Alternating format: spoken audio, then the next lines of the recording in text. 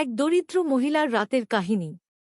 হযরত উমর ইবনে খাত্তাব রাদিয়াল্লাহু তাআলা আনহু ছিলেন ইসলামের দ্বিতীয় খলিফা এবং অন্যতম শ্রেষ্ঠ সাহাবী। তিনি তার ন্যায় বিচার, সাহসিকতা এবং মহান নৈতিকতার জন্য পরিচিত ছিলেন। তার জীবনের একটি বিশেষ নৈতিক গল্প হল একজন দরিদ্র মহিলার রাতের দুঃখ। এক রাতে হযরত উমর রাদিয়াল্লাহু তাআলা আনহু মদিনার রাস্তা ধরে ঘুরছিলেন। তিনি সাধারণত ছদ্মবেশে রাতের বেলা ঘুরতেন, যাতে জনগণের অবস্থা নিজে পরীক্ষা করতে পারেন। সে রাতে তিনি একটি ঘরের পাশ দিয়ে যাওয়ার সময় কান্নার শব্দ শুনতে পান। তিনি ঘরের কাছে গিয়ে দেখতে পান, এক মহিলা আগুনে হাঁড়ি বসিয়ে রান্নার ভান করছে আর তার ছোট ছোট বাচ্চারা কান্না করছে। হযরত উমর রাদিয়াল্লাহু তাআলা আনহু মহিলার কাছে গিয়ে তার দুঃখের কারণ জানতে চান। মহিলা বললেন, আমার স্বামী যুদ্ধে শহীদ হয়েছেন এবং আমার কাছে কোনো টাকা নেই। এই হাঁড়িতে শুধু পানি এবং পাথর রয়েছে। আমি শুধু আমার বাচ্চাদের সান্ত্বনা দেওয়ার জন্য রান্নার ভান করছি, যেন তারা আশা করে যে খাওয়ার কিছু হবে এবং শেষ পর্যন্ত ঘুমিয়ে পড়বে। মহিলার এই কথা শুনে হযরত উমর রাদিয়াল্লাহু তাআলা আনহু অত্যন্ত দুঃখিত হন। তিনি নিজেকে বললেন, আমি খলিফা হয়ে কি করছি? আমার প্রজারা অভুক্ত থাকছে আর আমি তাদের দুঃখের কোনো খবর রাখছি না। তিনি মহিলার নাম জানতে চাইলেন, কিন্তু মহিলা জানতেন না যে তার সামনে দাঁড়িয়ে থাকা ব্যক্তি খলিফা উমর। উমর রাদিয়াল্লাহু তাআলা আনহু তৎক্ষণাৎ বাড়ি ফিরে আসেন এবং নিজ হাতে একটি বস্তা ভরে খাবার, চাল, তেল এবং অন্যান্য প্রয়োজনীয় জিনিসপত্র নিয়ে আসেন। তিনি তার দাস আসলামকে বললেন, তুমি যদি চাইতে তবে আমি এই কাজ তোমার উপর ছেড়ে দিতে পারতাম, কিন্তু এর প্রতিদান আমি আল্লাহর কাছে থেকে পেতে চাই। তিনি সেই বস্তা নিজের কাঁধে তুলে নিয়ে মহিলার ঘরের দিকে রওনা দিলেন। সেখানে পৌঁছে তিনি নিজে হাতে রান্না শুরু করলেন।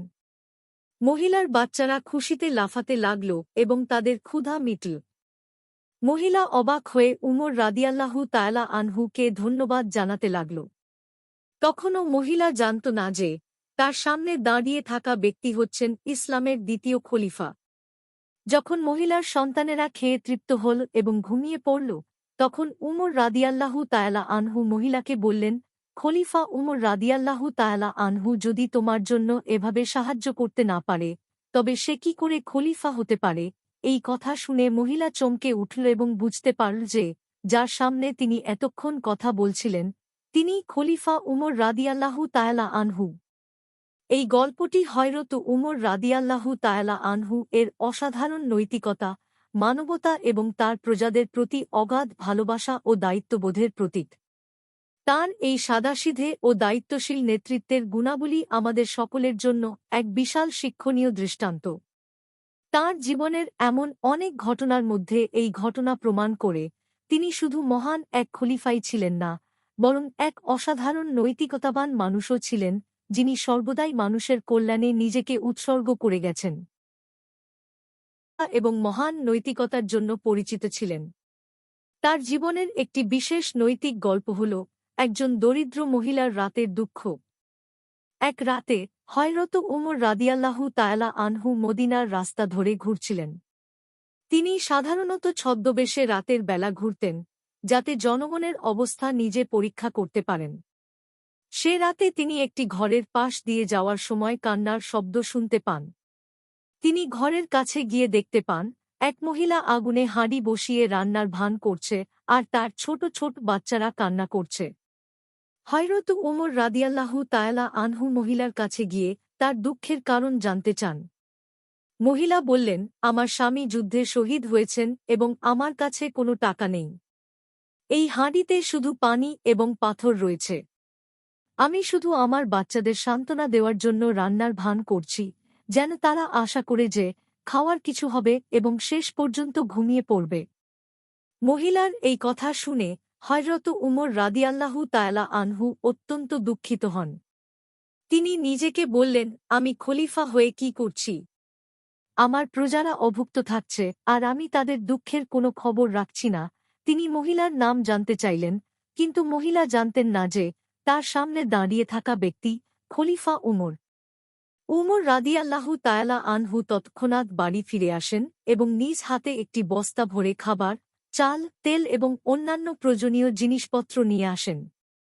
তিনি তার দাস আসলামকে বললেন, তুমি যদি চাইতে তবে আমি এই কাজ তোমার উপর ছেড়ে দিতে পারতাম, কিন্তু এর প্রতিদান আমি আল্লাহর কাছে থেকে পেতে চাই।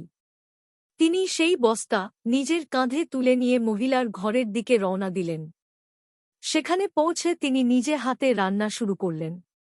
মহিলার বাচ্চারা খুশিতে লাফাতে লাগল এবং তাদের ক্ষুধা মিটল। মহিলা অবাক হয়ে উমর রাদিয়াল্লাহু তায়ালা আনহুকে ধন্যবাদ জানাতে লাগল। তখনও মহিলা জানত না যে তার সামনে দাঁড়িয়ে থাকা ব্যক্তি হচ্ছেন ইসলামের দ্বিতীয় খলিফা।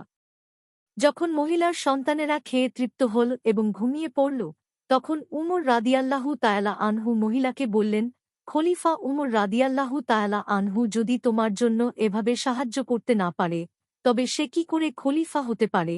এই কথা শুনে মহিলা চমকে উঠল এবং বুঝতে পারল যে যার সামনে তিনি এতক্ষণ কথা বলছিলেন তিনি খলিফা উমর রাদিয়াল্লাহু তায়ালা আনহু। এই গল্পটি হযরত উমর রাদিয়াল্লাহু তায়ালা আনহু এর অসাধারণ নৈতিকতা, মানবতা এবং তার প্রজাদের প্রতি অগাধ ভালোবাসা ও দায়িত্ববোধের প্রতীক। তাঁর এই সাদাসিধে ও দায়িত্বশীল নেতৃত্বের গুণাবলী আমাদের সকলের জন্য এক বিশাল শিক্ষণীয় দৃষ্টান্ত। তাঁর জীবনের এমন অনেক ঘটনার মধ্যে এই ঘটনা প্রমাণ করে তিনি শুধু মহান এক খলিফাই ছিলেন না, বরং এক অসাধারণ নৈতিকতাবান মানুষও ছিলেন, যিনি সর্বদাই মানুষের কল্যাণে নিজেকে উৎসর্গ করে গেছেন।